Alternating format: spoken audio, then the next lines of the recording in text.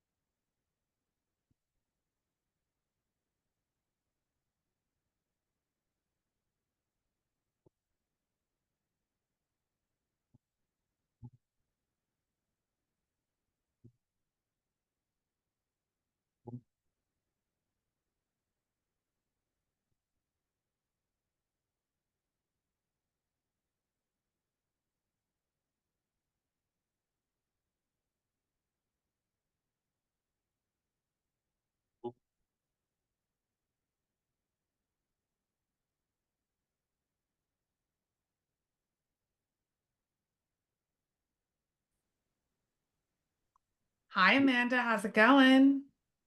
Good, how are you? I'm doing pretty good. Thanks for asking. It looks like we have a large group of folks already here, so I won't waste any more time. It's so nice to see some familiar faces, and for all of you new folks, my name is Jasmine Knighton. I'm one of the optimizers here at Vine Skills. We help folks get launched into Filevine, and I also help folks get launched into FEDA, as well as bring you free help each Wednesday with the help of my amazing colleagues. Before I let Amanda introduce herself and take it away, I just want to do some general housekeeping. I'll be adding some helpful links into the chat.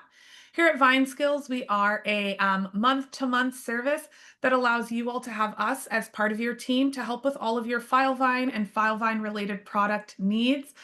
So if you are already in Filevine and looking for ways to improve, folks like Amanda will kind of hop in and either give you some guiding points on where we can help, or if you have a list, we can tackle those as well. So I'll put a link to how to engage in those services, as well as links for free help sessions. So these are run every Wednesday. We do update or change the topic each week. So feel free to peruse our website to find any other ones that you might find interesting. We also record these free help sessions. This session's recording, as well as all of the past sessions, will be up on our website. You can also access some of our videos on YouTube as well. Um, if you have any questions throughout free help, feel free to use the Q&A feature down at the bottom and we can get those answered for you. And then if you have any questions after this, or you're like, hey, we really need Vine Skills help, sign us up, feel free to reach out to myself or Amanda. I'll put our emails in the chat, but it's just our first name at vineskills.com and we can get you connected to somebody to help out with your needs. I think that that's all for me, Amanda. Feel free to take it away. Yeah, hi, everyone. My name's Amanda. I'm one of the optimizers here at Vine Skills. I just help people in Filevine, help people get launched. I worked at Filevine previously and also worked as a paralegal. So today I'm going to show you some tips and tricks for best practices in document management. So I'm just going to jump right in. If you have any questions, I'm going to do my best to keep an eye on the chat.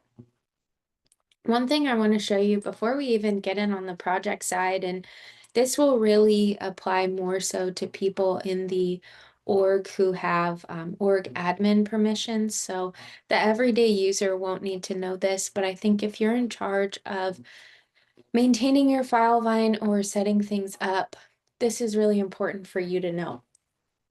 In the advanced menu in Customs Editor, you likely have a um, you likely have a folder structure set up. If you don't, we definitely suggest starting there.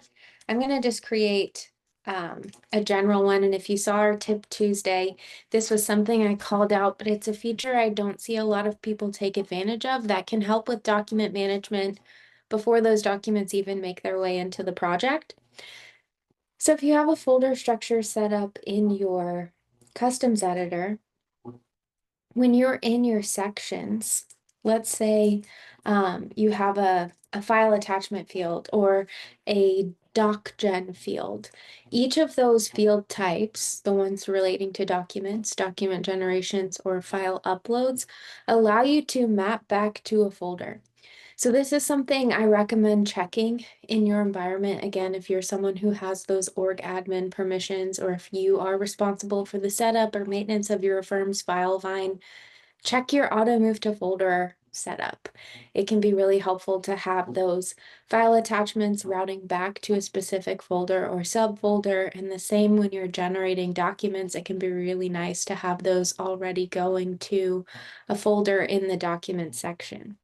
Everything else I'm going to show you is going to be on the project side today, but I did want to call that out in case anyone here does have some more advanced permissions or the ability to go in and double check those things. It can help your team in the long run just to make sure those fields that deal with documents are also filing them away to keep your document section clean. All right, I'm going to go into a project here and just show you some of our best practices for dealing with documents. I'm going to find the documents section. And there are a couple ways to look at your folders here. So right now I'm looking at this expanded view in the documents itself. But if you click on this folder icon, you can see the folder tree view. This can be nice because it allows you to easily drag and drop documents into specific folders, which is a good practice just for keeping that document section nice and clean. Each of these documents has a few menu options in the document menu over here. So when you have a document selected and you click on the three dots here, you'll see a document menu. If you double click this to open it, you'll be able to edit these documents in Word. If it's a PDF, you can edit that in Filevine's built-in PDF editor. But when this loads here, if we need to go in and make some changes to this, let me switch my screen share so you can see my whole screen. You can click the edit button here and open that in Microsoft Word.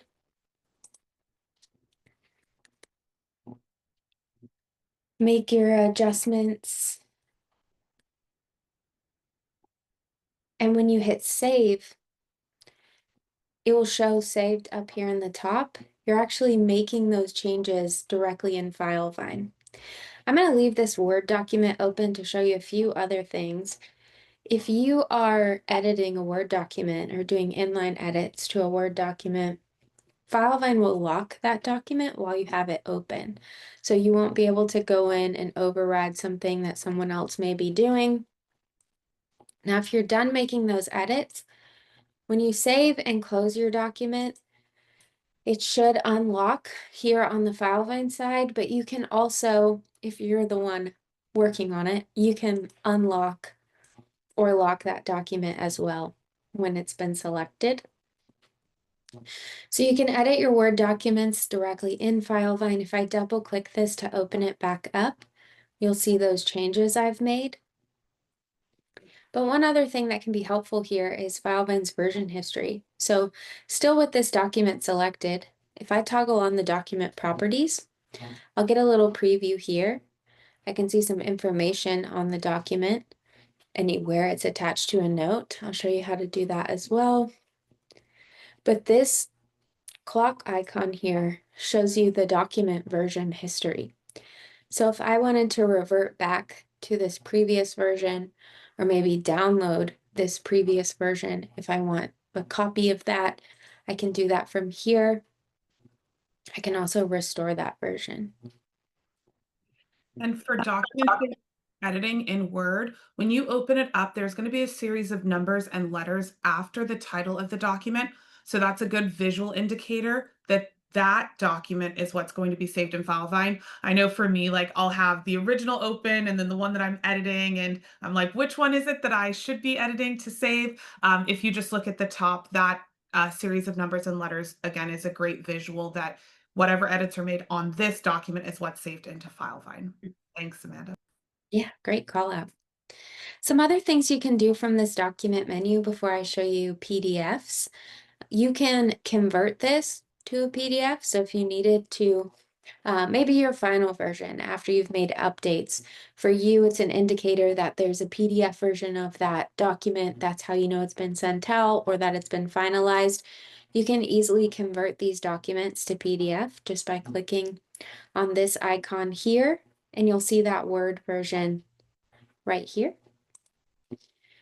If you have VineSign, you can open up documents directly from Filevine in VineSign to prepare them for signature and to send out. You can also share documents with users outside of Filevine. So if you want to generate a share link here, you have a few options for determining who should have access to that. If you want to password protect it, you can. You'll just set a password here, but I'll stick with just the anyone with the link. And then you'll choose when you want that link to expire. And when you hit save, Filevine will give you a preview of what that link looks like.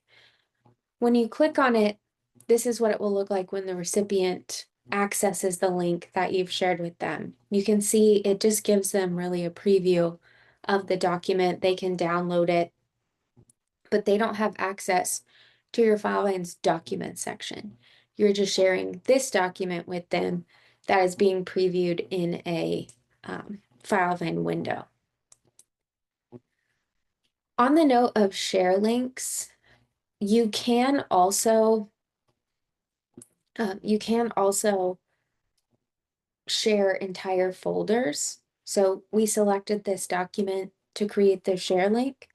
If you hold down Command or Control, depending on what device you're on, that's how you select a folder. So if I go back here, I'm going to switch my folder view. I'm going to hold down Command and select the medicals folder. You can see this is showing me that I have one folder selected. And then right next to that, we have that share link option. If you set a password on this, you can enable two-way sharing, which is really nice if you want a folder that you can allow that recipient to collaborate with you on. So if it's two-way sharing, they can download documents from that folder, but they can also upload documents to that folder. It can be really nice if you are working with co-counsel or if you want to share a client documents folder with your client so that they could upload images or copies of documents that you may need to receive from them. They can upload them directly from Filevine, but two-way sharing is only possible when you have a password. So I do just want to show you that if you hold down Control, hold down Command, and click on a folder, that allows you to create a share link for that folder. If you have the navigation open that Amanda had open previously, you can also click on the folder and create a share link from there as well. Sometimes folks don't like having the navigation there, but that's also how you can create new folders. So sometimes it is helpful to have that view open. Yep, you can create new folders from here. You can easily rename your folders or add subfolders, and it makes drag and drop a lot easier if you need to reorganize your document section. From the document section here, you can create new documents as well. There's this new blank doc option, which will allow you to create a new Word document, an Excel workbook, or a PowerPoint presentation. And when you click that open, it looks very similar to our document when we were editing that um, in Word as well. When you hit save, you'll see those numbers and letters right there, letting you know this is connected to Filevine. So when we make any changes or save here, we're actually saving this version in Filevine as well. And then if we want to rename this, we can select that document, open up our document menu, and hit rename. The document menu also allows you to use a feature called Note This. So if this is maybe a document you've reviewed and you want someone else to come in and take a look at it, rather than just going to the activity feed and tasking them and saying, hey, can you come look at this document? You can use the Note This feature, which will attach the document. You can see down here at the bottom of my screen, it will hyperlink that document so that when the user sees that task on the activity feed, you should probably spell review right. I'm tasking Jasmine to take a look at this. When I create that task and I go to our activity feed here, that document is right here. You can click it open, you can preview it, you could open it up in Word and make some edits if you had proposed changes, but it makes it easy to find exactly what you're asking them to review. It's attached directly to this task and it can be opened up. And then the little drop down arrow here brings up that entire document menu as well. They could click edit document. They could email it from here or even copy this to another project. I'm going to go back to our document section though. And one thing I didn't call out is that the person icon here, this Word document, because we created a share link for this, there will be a little icon next to it letting you know that this document has been shared. That's what the person means. So the lock icon means someone's got that document open for editing, and that little person icon means that a share link has been created for this. So now someone outside of your organization has access to view that document. That little person will also show up if you've shared this with a guest user inside of Filevine. So not necessarily a share link, but also the guest user. Mhm. Good call out, Amanda. Yep, just the little person icon lets you know there are other eyes on this document. Someone can see it. That's not necessarily just whoever's on the project. I'm going to open up our PDF here and show you around a little bit editing PDFs in Filevine. So when you have your PDF open and you click on this pencil icon, anywhere you see that pencil icon with documents generally means edit. So if you click on that, it will open up an editing window either within Filevine for PDFs or in Word for those Word documents. But in our PDF editor here, if you click on the side panel or the left panel, you'll see all of the pages in the document. You can rotate your pages, you can delete your pages, and if you click on these three dots here, you have the option to move them up or down. You can also insert pages, either a blank page or upload. You can browse files on your computer, bring something over if you need to add something to this document.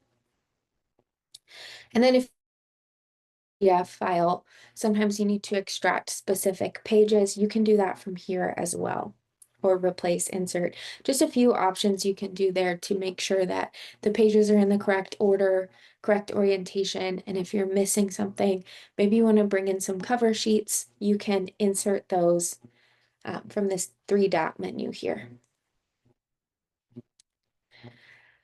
The menu along the top gives you some options for annotating. You can add free text, you can highlight, you can underline, you can insert shapes or draw. I'm going to skip over redact for now because there are a few little tricks I want to show you with redacting in PDFs. Here you can insert stamps. If you click the drop down here, there are a ton of other options. You've got some sign here or check marks. You can also insert signatures. So the signature option allows you to draw a signature in this PDF editor. You can type your signature, and you can also upload a signature image. Doing this is not going to save your signature image in Filevine. That's a question we get a lot. Anytime you use this option, you will have to upload that signature image whenever you'd like to insert it. It's not going to save it here for you, but it is helpful to have the option to go in and upload your digital signature if you've got that saved locally. The edit option, when you click on the pencil icon, that will allow you to edit the text that's actually here in the document. And then you also have forms, which allows you to prepare forms, add in fillable fields, check boxes, things like that. Whenever you make a change on this page, you will need to be sure to hit save right here in the top right. Closing out will not save your progress. Make sure you hit save before you close so that you can see those changes applied. One thing I do want to show you is the redaction. I usually save this for last because I like to show you in version history how you can kind of control if you apply redactions and you need to get rid of them. So I'll go ahead and click on redact. I'm just going to choose this one here. And when you select the area that you want to redact, hovering over it will kind of preview what that looks like. It's just a black rectangle over the text.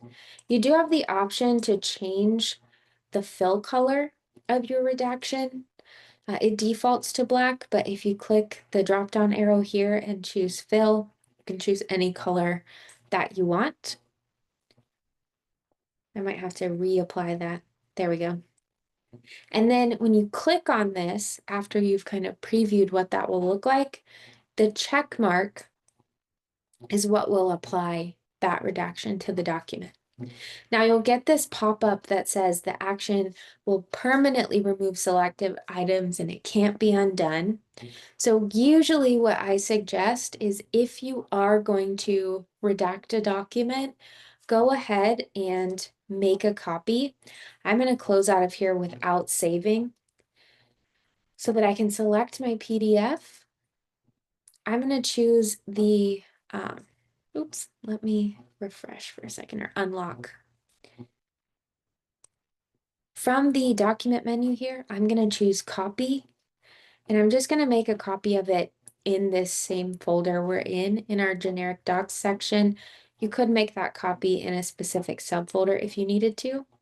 But when we hit copy here, we see our Word to PDF with one in parentheses there. I'm just going to rename this and write redacted in those parentheses. Then I'll open that back up, open my editor, choose redact, and then I'll go ahead and redact that piece. You can see it did maintain my color selection from my previous redaction, but I'm going to apply this and hit save. So now I have a clean copy and I have a redacted copy. Now, if you don't go through those steps initially, I'm saying that's best practice. I would suggest having two versions. Make a copy so that you have one you can mark up and you have your original version.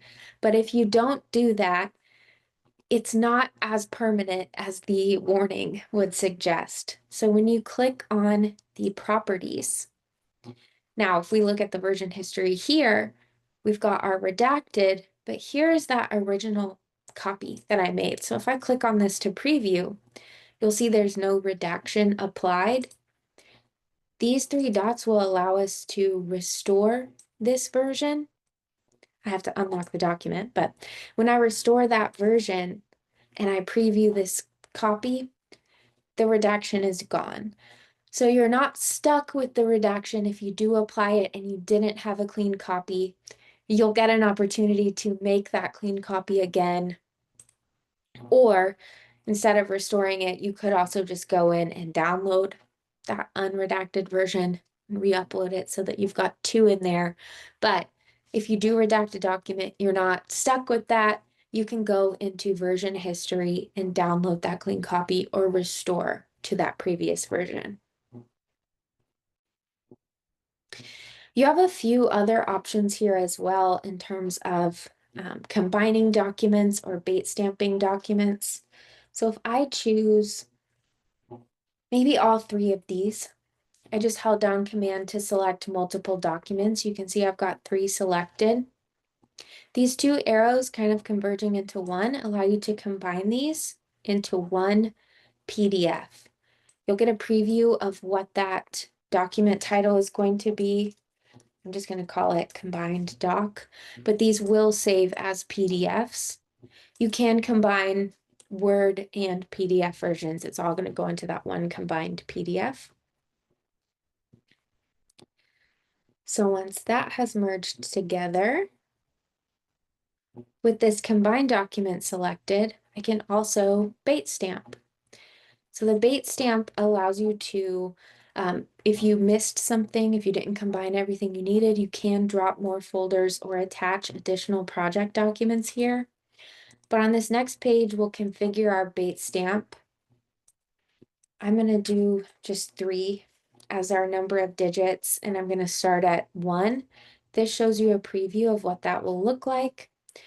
You have a few options on changing the font and the size. It stops at 16, but honestly, that's pretty large for a bait stamp being in the bottom of the document. You can choose your location, and you do have the option to increase your margin just to make sure that bait stamp doesn't lay over any existing text. It'll default to the bottom right, but again, you can choose maybe you want it in the bottom left. I'm going to stick with that bottom right selection. And then if you need to skip, or if you need to apply to only the first page, you can select that as well. But after making those selections, you hit start and it will apply this bait stamp. Any bait stamp documents are going to be saved in a folder called bait stamp documents. But when you open that up, you can preview what that will look like. I did expand the margin, so it's pretty close to the bottom of the page, but they're all marked here. And just a note on bait stamping, if you select multiple documents and bait stamp, it will not combine them for you. So do what Amanda showed, combine them first and then bait stamp. Otherwise, each of those documents will be individual. They will have the bait stamp, but again, it'll be not combined. So they'll all have, Yes. one document might have 2 on it, not combined with the first one. I learned that lesson the hard way, so I just default to combining first, but I didn't even talk through that. I did mention you could add additional project documents, but that's a very good call out. It will not combine them for you, and it can be really difficult to remember what order you selected those in. So if you don't want to go through the trouble of clicking through all of them to figure out what order they should be in, it's always a good idea to go ahead and combine your documents first and then bait stamp. You can see that's habit for me because I didn't even mention that as a step in the process, but I have spent too many hours going through and finding page 1 and then page 5. So combine everything first and then go ahead and bait stamp those documents. Amanda, there's a question. Is there a way where we can shrink the text or image of the PDF so that the bait stamp number doesn't appear on top of any pertinent information?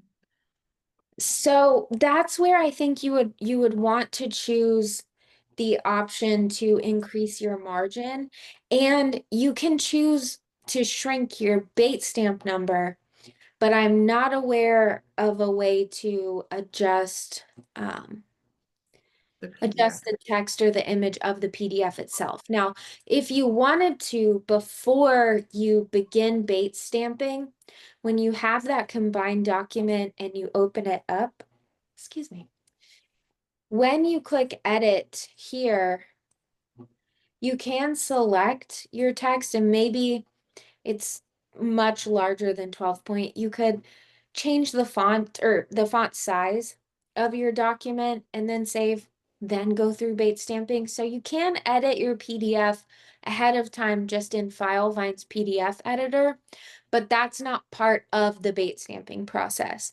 The bait stamping tool will really just give you the option to increase your page margin to try and avoid that stamp appearing over text. But you could work with a combination of those tools using the PDF editor and then going in and applying your bait stamp. But I would definitely suggest, I don't have a document selected, can't bait stamp nothing.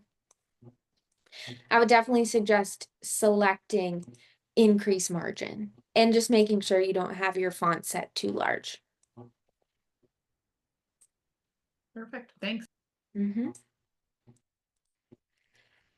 Let's see. I know some of what I'm about to show you might be repeat because we did talk through a lot of document options here, just within the document section, but I'm not sure that we have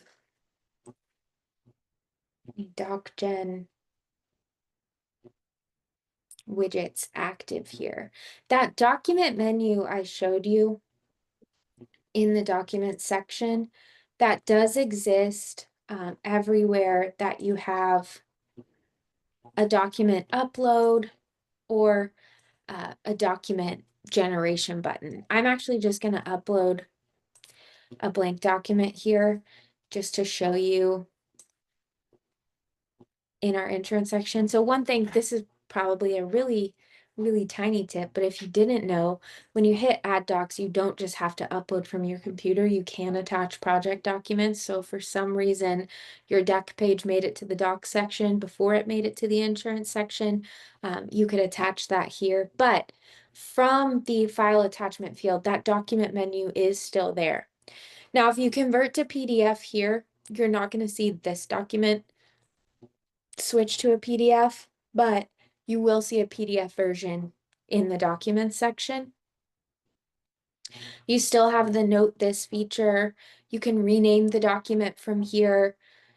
You can also move or copy. So if this is a document, maybe this is a case with a companion and we need a copy of this document in both projects.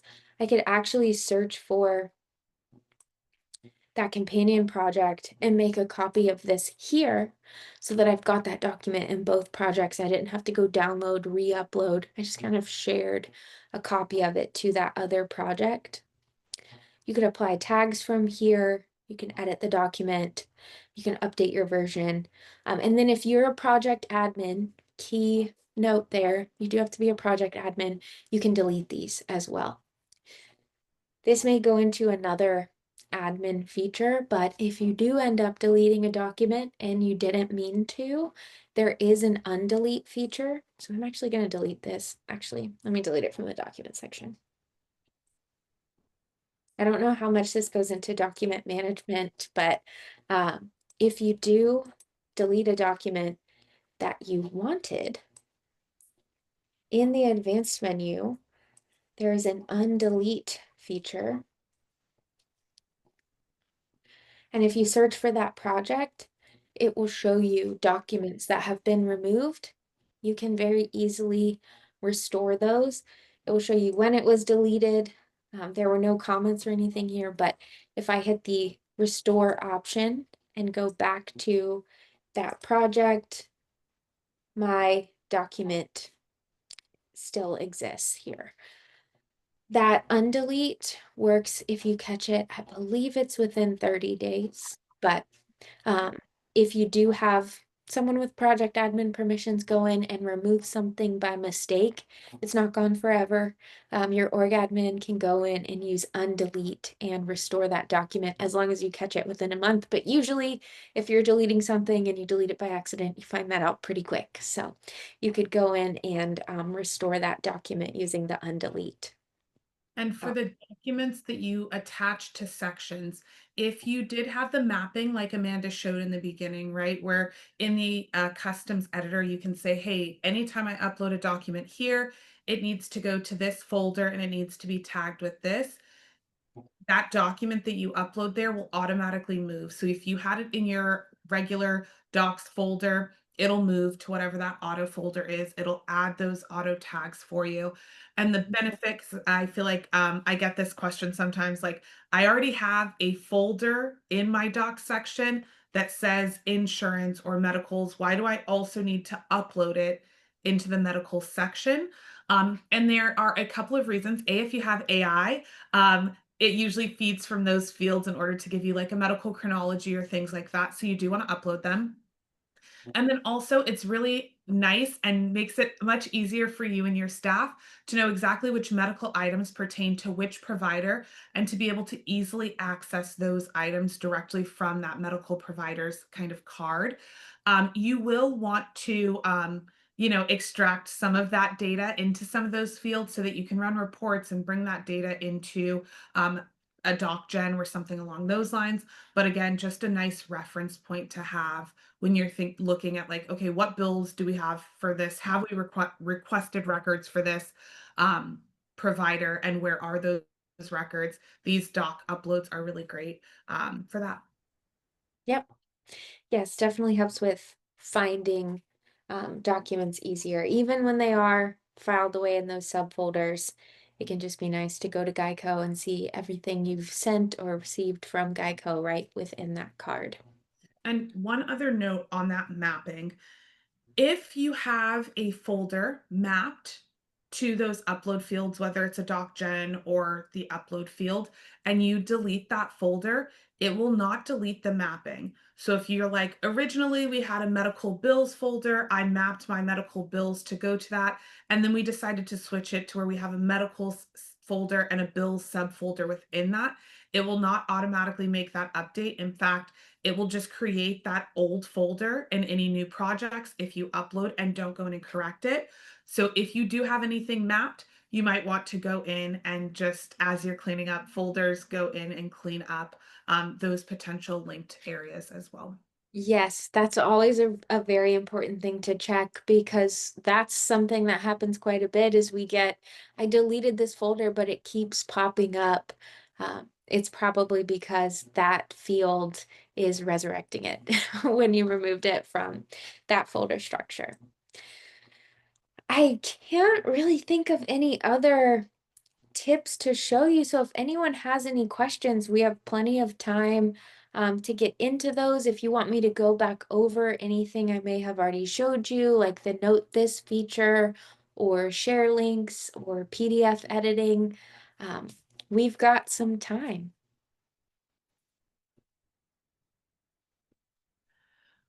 So, along with the docs section, if you have Docs Plus, which would give you the bait stamping, the combining. So, if you're like, we don't have those options in our docs section, reach out to your account exec. That is part of Docs Plus if that's something that you want to get added. But the document search at the top bar is also a really great resource. This will allow you to search across all of the projects that you have access to. You can search a keyword, you can narrow it down to specific projects, you can narrow it down based off of tags. We've mentioned tags a couple of times, but for those of you that are not using tags, they're a great way for you to categorize and filter your items. We can search by them, you can run reports on tags. So, highly recommend using them. Especially, you all have a ton of docs in there, so it really helps to kind of narrow down what you're looking for. So, you can Mhm. see Amanda's narrowed this down based off of a specific tag. You can do multiple tags. And in the search bar up here, if you're like, I don't know where to start, but I know it has the word maybe billing in it or new or something along those lines, you can add that in there. It's going to search all of your documents again that you have access to and look for anything that has the word test in the title or body. And you can see here this Outlook add-in Filevine Help Center PDF or even that test document. It highlights every place that the word test is being used inside of that document. So this is a really great option if you're like, I don't want to have to go project by project to search for this document. Come here, Mhm. help yourself out, eliminate a little bit of time. It looks like a couple of questions have come in, Amanda. Do you mind showing me how to map a folder? For example, if I enter a letter into correspondence on the left-hand toggle, it'll just show up in the doc section, but not into the correspondence folder. How? Yes. So that's kind of what we touched on really briefly at the beginning. That it happens in customs editor. So if you have a correspondence section, I'm actually going to go back into our personal injury project and show you just the document upload in our insurance where I uploaded that coverage confirmation. So wherever you have your file attachment field, or if your correspondence folder, maybe you're running a doc gen from there, it can really happen with either one of these fields. But you'll need to locate that section in Customs Editor and then locate that field. And when you have that field selected, one thing I didn't show you, you can tag documents from here as well. So in the future, if you want to search them easily, maybe you tag it as correspondence. You can use that as a filter. But this auto move to folder option will allow you to pick a specific folder that the document, when either generated or upload, should be routed to. You do have to have the folder structure in place, so make sure that the folders that you want in your folder structure are put in place. One note about the folders, they are one of the only things in Filevine that's not retroactive. So Mm. if you make an adjustment to the folder structure today, it's not going to go back to previous projects that you've already opened and adjust to that new folder structure. It's only going to add for projects moving forward. So keep that in mind. If you're like, I added it in, why is it not showing? If you do this mapping though, like if you add it in and do this mapping and upload, it will add that folder to your past documents. So a little kind of tip there for that. Okay, and then Amanda, when uploading a document, could you add a prefix to the name of the document assigned to that specific upload location? So no, I don't believe you can. The only place I know to add a prefix is really just when you're applying the bait stamping, unless in the document section or wherever you upload the document, you choose to rename. But as far as I know, there's no option to go in and add a prefix. And I don't know that you can automatically choose to add a prefix when bait stamping. When you have, I'll just grab our combined document here and go back to our bait stamp.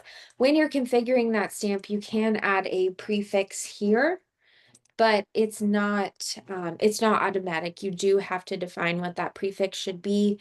And if I bait stamp this document, if I go to bait stamp another one, that field's initially going to be blank. I'll have to go in and type that back in.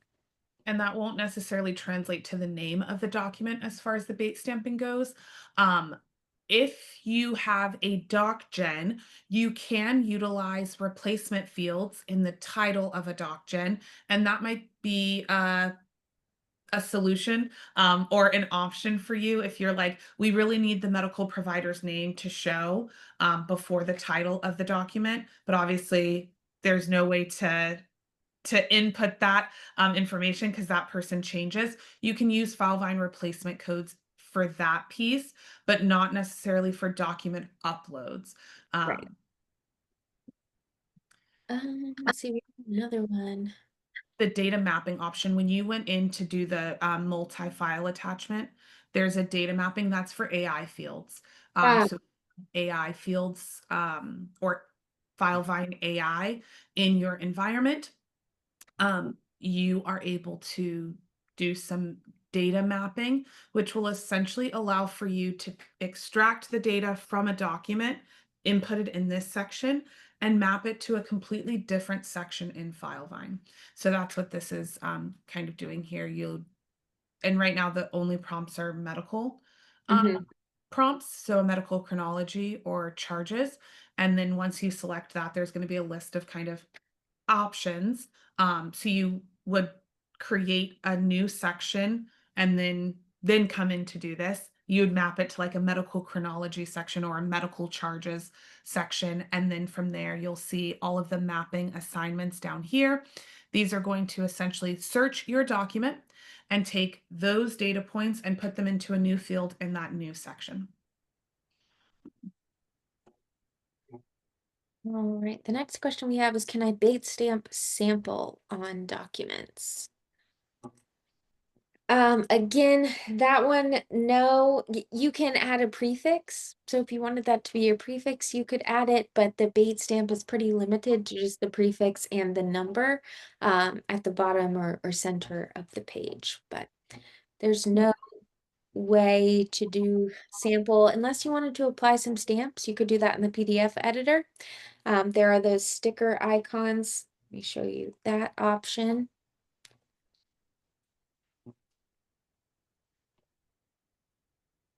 Let's see, under our insert with the stamps, I think there is one that says sample. There's some custom ones that you might be able to create. Yeah, Yeah. you can create a new custom stamp, but it's pretty much the only way that I know how to do that is either applying a stamp or just including that in your prefix. Perfect. Good question. Any other questions that you all have? One other thing that you can do with docs, and I guess this isn't really docs management related, but docs related, you do have the ability to, very similar to how you were able to attach a document to an activity item, you can also attach them to sidebar. That option is I've really only seen it in the docs section. So you can either go straight to sidebar or you can select your document. And from those 3 lines, there should be add to sidebar and you can attach it that way as well. Either way, if you have AI initiated, you can run some AI kind of prompts through there. If not, you do have the ability to attach it to a team chat. So you can say, hey, where are we at with this document? Hey, I have a question about this. How is this looking? Maybe you don't want to task them because this needs to maybe have a little bit more of an immediate response. And so you want to communicate that way. You can open up your documents here as well and have that conversation. Can you rename the email attachment folder as correspondence, or does it need to remain named to make the attachment email tags continue to work? Uh, The email attachment tags are automatic when you use something like the Outlook add-in or CC the project email to get those emails moved over. You can create an email attachments folder and then just drag them in. There's no real way that I'm aware of outside of some other apps to get those email attachments to automatically folder themselves. I believe that's a feature in our Magic Box of Skills. So that's definitely worth looking into if you wanted a little more automatic foldering there. But you could also just create an email attachments folder, and then when you get those attachments from emails or text, you could drag them over and store them that way. Yeah. And for those of you that are not aware of our Magic Box of Skills, I will put a link if that's something that oh, perfect. Amanda's pulling it up now. So our Magic Box of Skills helps you to clean up your Filevine, make things a little bit easier for you all. For any client that's working with us for optimization, you get it for free while you're working with us. And again, you'll see it literally the exact name that you kind of mentioned for the docs is exactly what that folder will look like. So it'll automatically move. If you don't have the Magic Box of Skills, as Amanda mentioned, it kind of just comes into the doc section, very similar to your text message attachments, and you can manually move them from there. Mhm.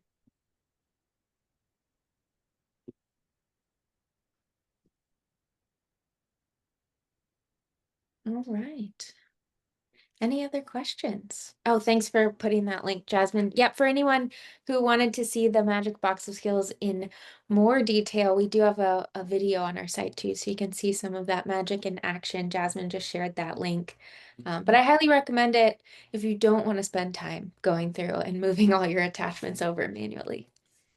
We do have several other apps to help you all with Filevine to make it a little bit more productive, less work for you all, and to just eliminate a little bit of the time that you all are having to spend doing certain things in Filevine.